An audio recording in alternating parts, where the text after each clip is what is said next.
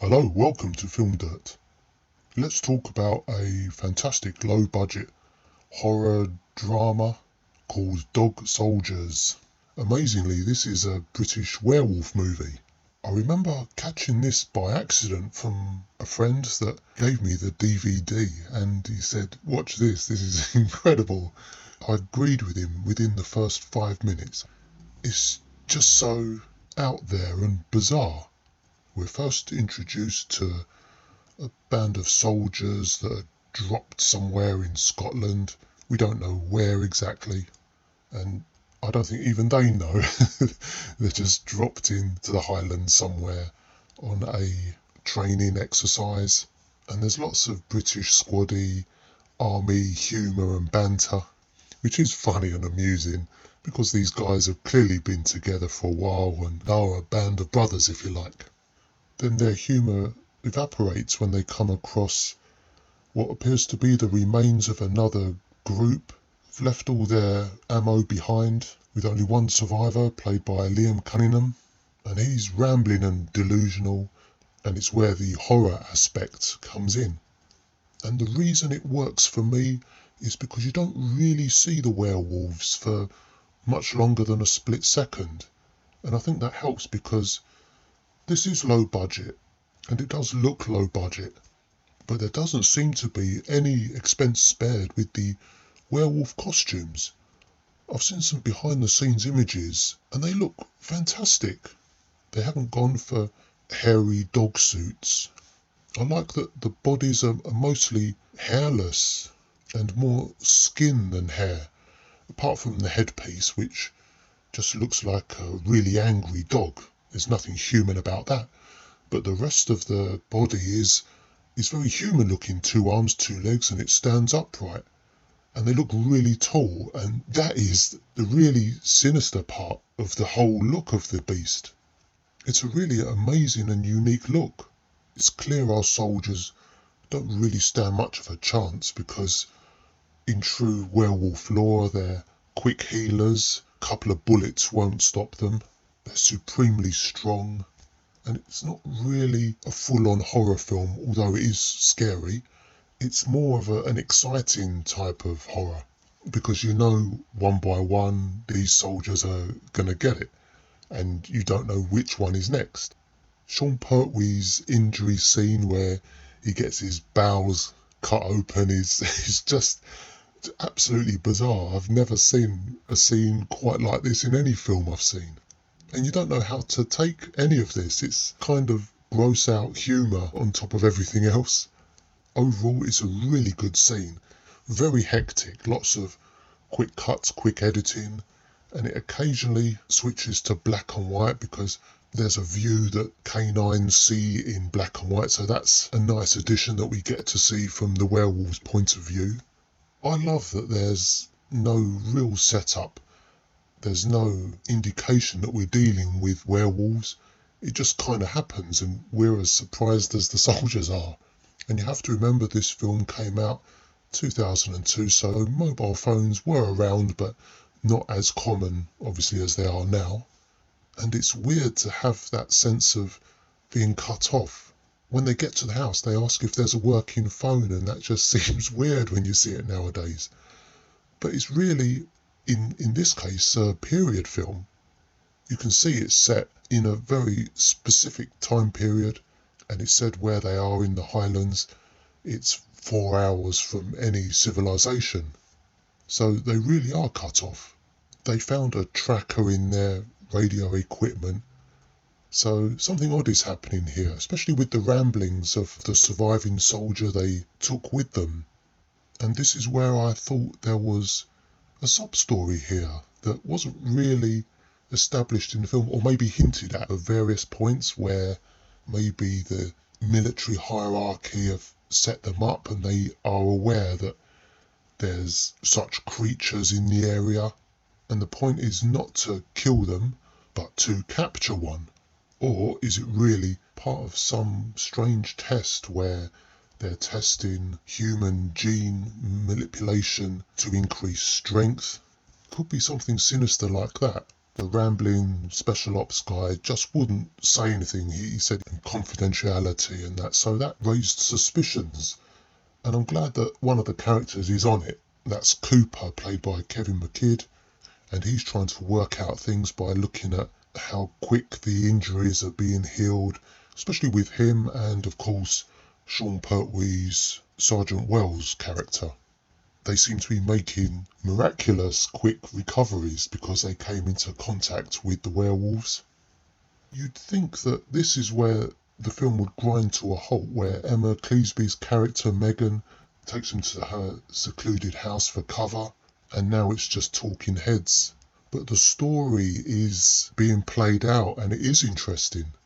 We're getting fed little bits of information, and in true horror movie style, there's always one or two characters that are in it, are they not? With ulterior motives, and of course that is Captain Ryan. And later we find Megan is as well. And I have to say, this is completely fascinating. It really is a unique style of movie. And because it is low budget, we're focusing on the characters. And the small bits of comedy here with the banter is not out of place at all. And in a way it fits when there's appropriate humour in times of peril. Like supergluing the stomach injury together and using things like a huge sword against the werewolves and hiding in closets. It's as exciting as it is manic completely.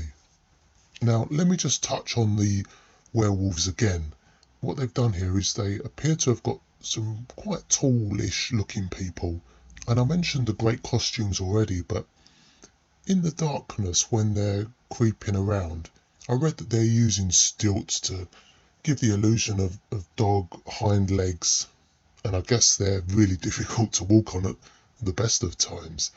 And to get around, they're holding on to the ceiling, and it looks like they're feeling their way around, and it almost looks more sinister than it is.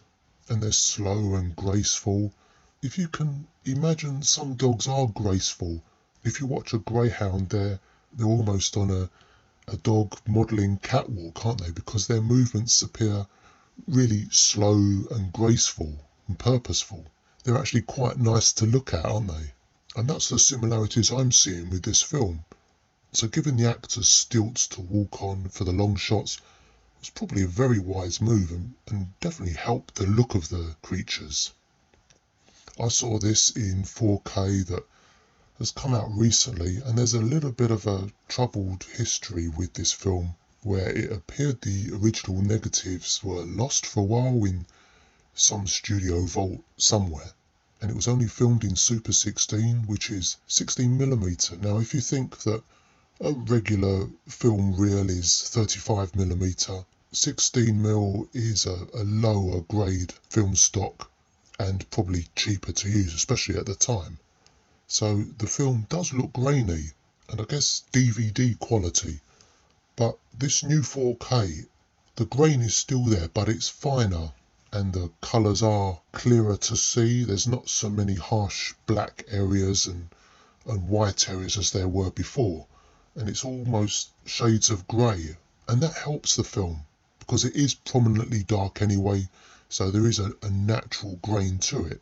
But I mentioned in previous reviews that I sometimes find grainy films a little bit too distracting, and I like a cleaner look if possible, not completely waxy and grain free, but grain to me, if it is too excessive, I'm not invested in the film because all I'm seeing is a lot of grain and it reminds me I'm watching a film. But here, if it's not too intrusive and it helps the detail, it really works. And after a while you don't really notice it here. All you know is that it's an old film and it's a dark film as well. So a really good, exciting film, almost fascinating in a way. It is dated with a lot of British humour, but fortunately it does travel well because I know this film has got quite a fan base in America. I heard it did really well there. And when it's this good, with strong characters on a really small budget, then you can almost appreciate it more because they've gone over and above what was really expected. So, of course, I'm giving this 5 stars. I've seen other reviews. I think it was on Amazon where it was given 4.7 overall. And we're dealing in fractions here. I'm going to give it the whole 5 stars. Truly one of my favourite films. And if you've not seen the 4K, I highly recommend you upgrade, and I don't think the film is ever going to look better than this. Let's very quickly touch on the potential sequel. I did see that director Neil Marshall was working on a story. I think it was called Dog Soldiers Fresh Meat, which is a very cool title. And unfortunately, it looked like that fell away and he moved on to other things, possibly because they had problems getting it picked up by a studio. The original was low budget and not very well marketed. It seemed to be very much a word of mouth thing. Like for me, it was a DVD being handed around. So its later success on DVD was a slow burn and should have done a lot better than it did. I saw that it did do well in UK and Europe, and also, as I said, it's done well in America, which just shows you that if the quality is good, people will watch, regardless of advertising. So there is potential for a sequel, especially if they kind of focus on the angle where it could be an experiment or some kind of human-dog crossover where they're trying to increase the recovery time and strength of soldiers. We kind of crossed over to those themes before with the Alien movies, I think merging alien DNA with humans. But I don't think I've seen any story anywhere similar to what Dog Soldiers has done. So if any of the powers that be are looking for potential story ideas, let's have a Dog Soldiers 2 Fresh Meat. I'd love to see that happen. So thanks for revisiting this film with me. Do catch me again, and why not subscribe? I like to chat movies often, so looking forward to joining you again soon. It's a pleasure talking to you. Thanks again. Take care.